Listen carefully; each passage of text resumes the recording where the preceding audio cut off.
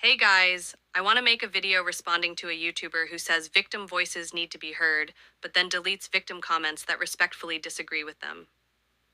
First, I want to clarify I am the victim of multiple rope and essay, both coercive and violent, and it went further than mechanical. I also want to point out fiction isn't real. Fiction is open to criticism and discussion, but to say making a joke about rope means you think rope is funny just isn't true.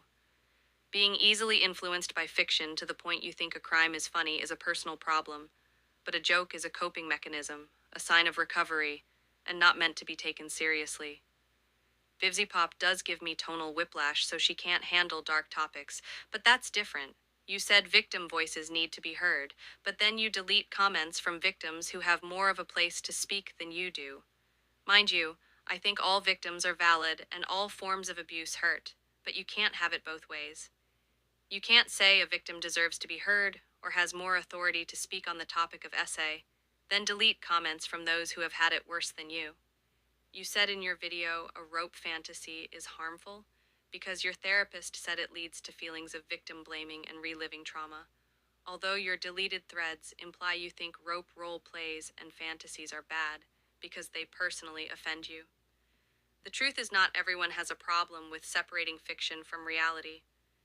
Some victims can take part in a consensual exchange where their boundaries are respected and not conflate that with victim blaming themselves. In fact, some victims would find it insulting to even compare a role play where both parties have control to a situation they had no control over. You conflating the two may ironically add to victim blaming.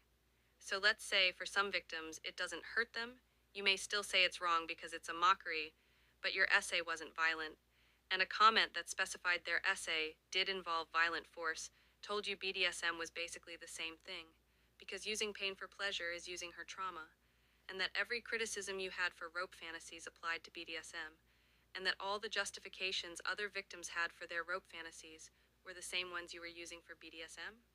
Not to mention that the bondage you admitted to was a non-consensual element. You deleted that thread, just like you delete other comments of victims who debunk your points about why rope fantasies are bad and not comparable to lolly. You delete comments from victims about why jokes are okay.